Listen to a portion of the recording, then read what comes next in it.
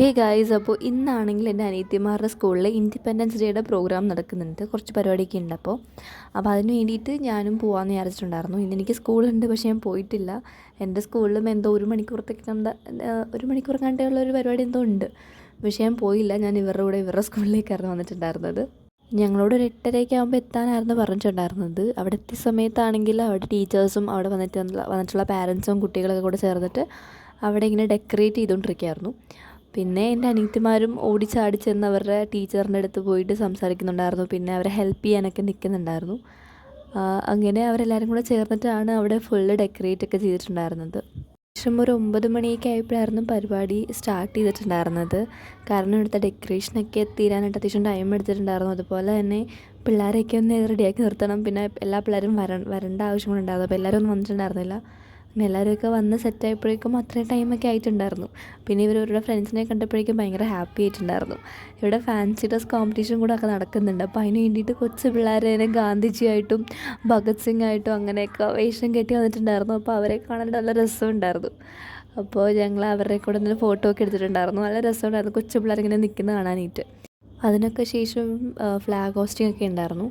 Flag hosting കൂടെ ചെയ്ത് കഴിഞ്ഞതിന് ശേഷമാണ് പിന്നെ ഞങ്ങൾ ഹാളിലേക്ക് പോയിട്ടുണ്ടായിരുന്നത്. ഹാളിലായിരുന്നു ബാക്കി പരിപാടിയൊക്കെ നടന്നിട്ടുണ്ടായിരുന്നത്.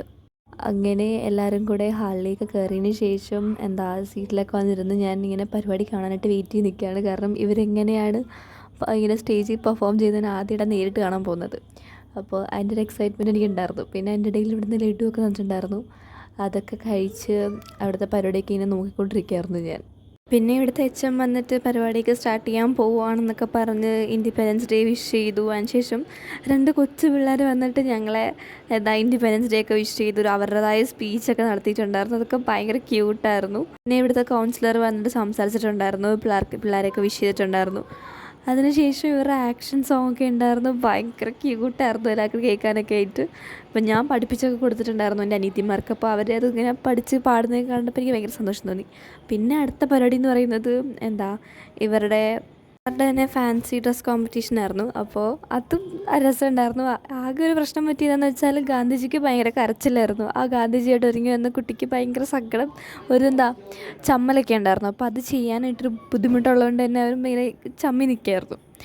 അപ്പോൾ ഗാന്ധിജിക്ക് മാത്രം ഭയങ്കര സങ്കടം ഉണ്ടായിരുന്നു. ബാക്കി എല്ലാവരും ചെയ്തിട്ടുണ്ടായിരുന്നു. അതിനൊക്കെ ശേഷം അവർ ചെയ്ത പോസ്റ്ററൊക്കെ ഓരോ പിള്ളേർ ചെയ്ത പോസ്റ്ററൊക്കെ കൊണ്ട് കാണിച്ചിട്ടുണ്ടായിരുന്നു. അതുപോലെ തന്നെ ഇപ്പോൾ കഴിഞ്ഞ കോമ്പറ്റീഷൻ്റെയൊക്കെ പ്രൈസും കാര്യങ്ങളൊക്കെ കൊടുത്തിട്ടുണ്ടായിരുന്നു. ഫാൻസി ഡ്രസ് കോമ്പറ്റീഷൻ്റെയും പിന്നെ പോസ്റ്റർ മേക്കിങ്ങിൻ്റെയും അതിൻ്റെയൊക്കെ. അപ്പോൾ അതെല്ലാം കഴിഞ്ഞതിന് ശേഷം അടുത്തായിട്ടുണ്ടായിരുന്ന ഇവരുടെ ഡാൻസ് ആയിരുന്നു. അങ്ങനെ ഞാൻ പ്രതീക്ഷേനെക്കാളും നന്നായിട്ട് എൻ്റെ അനിയത്തിമാരാണെങ്കിലും അവിടുത്തെ പിള്ളേരൊക്കെ ആണെങ്കിലും ഡാൻസ് കളിച്ചിട്ടുണ്ടായിരുന്നു. നല്ല രസമുണ്ടായിരുന്നു അത് കണ്ടുകൊണ്ടിരിക്കാനായിട്ട്.